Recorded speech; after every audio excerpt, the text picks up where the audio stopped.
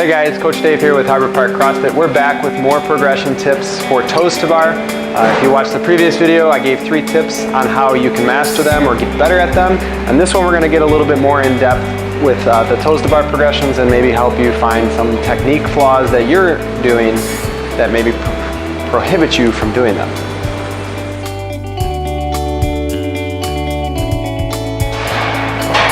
Alright guys, so here we are. I'm with Coach Dusty. We're going to give you a couple different tricks.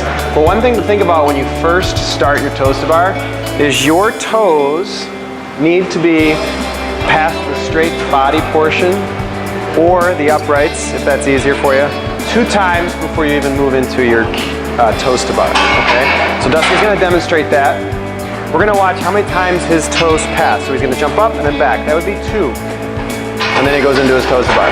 Okay, so when he jumped up, toes went forward into his hollow position, and then as they come back, they come in line with the body or the uprights.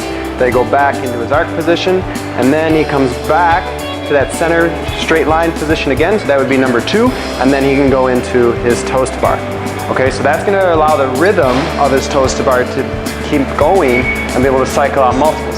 Now if he does the opposite, where he jumps up and goes with his feet behind him, you're going to notice his rhythm is going to be slightly off, okay?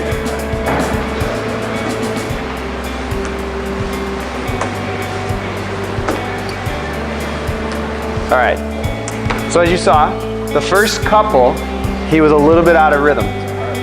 He had to recover and pull down on that bar, which Dustin is strong enough to be able to recover from that position, but if you're not strong enough or our lats aren't engaged, then we're going to create that swing and everything's going to feel like it's out of, basically just not engaged, okay? So, it's a lot more taxing and tiresome if you are strong enough to be able to recover from that, but ideally, we're going to jump into and we're going to go with the feet forward first. He's going to pass through the straight upright twice, and he's going to go in and continue his rhythm, and you're going to see how much smoother this goes.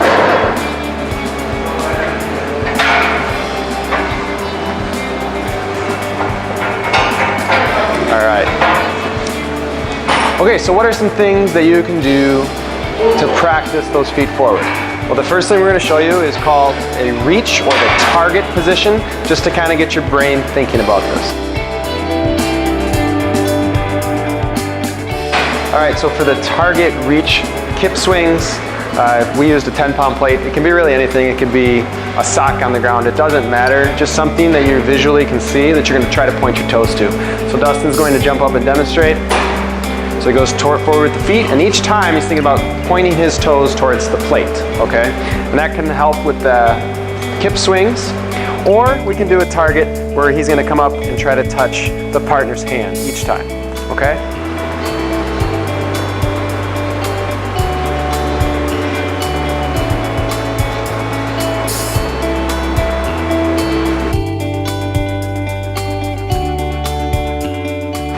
Okay, so the last tip I have for you today is a little bit more of an efficiency standpoint.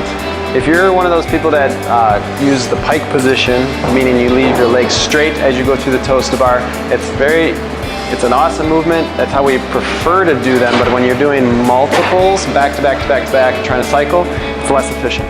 Okay, so Dusty's going to demonstrate that pike position. This means his legs are going to be straight as he kips through them. All right.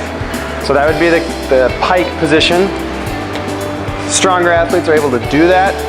When we're first learning to do toes to bar, we recommend thinking about a big crunch in with the knees, so a big knee raise or knees to elbow, and then you're going to try to kick the bar, okay?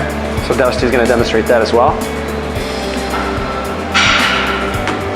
So you notice how the knees bend, and then he kind of flings the feet up at the end. It's far less of a distance to close if you're thinking about the feet have to all the way come up to the bar versus kind of bending the knees and then kicking. It's just a little bit more efficient if you're still learning just to get your toes to bar. So in summary, remember that the feet, when you're first kicking up to the bar, they should pass the vertical upright or your straight body position 2 times before you even start the kip. That allows you to get in the rhythm and make sure that you're not starting too early. If your feet go back first and then past the vertical upright or your straight body position, your rhythm's going to be slightly off, and we demonstrated that with Dustin when he was unable to, he kind of had to recover. If you're a stronger athlete, you're able to recover, but when you're first learning them, if your feet go back first and you're only passing the vertical upright 1 time, then your rhythm's going to be off, and it's going to be much harder for you to continue and string more toes-to-bar together. So a good way to practice that was we gave you target swings. So you put a plate out in front of you or something on the floor, so as you're swinging, you're kind of pointing your toes out towards that target, or you can have a friend or workout buddy put their hand for you to kind of hit with your feet. And then lastly, we talked about the pike position, or keeping the feet straight the whole time. It's a way that we prefer them, obviously, if you have the core strength to be able to do so. But when you're first practicing, we say when you're first learning toes to bar, think of a big crunch with the knees, so a knee raise or knee to elbow, and then you're going to kick the bar. When you're first learning and you're stringing multiple toes to bar together, that is the most efficient way. And as you get stronger, then you start lengthening the feet so the feet stay straight. We will say that keeping the feet straight, you have to have that hamstring mobility, so it does play a factor in that as well.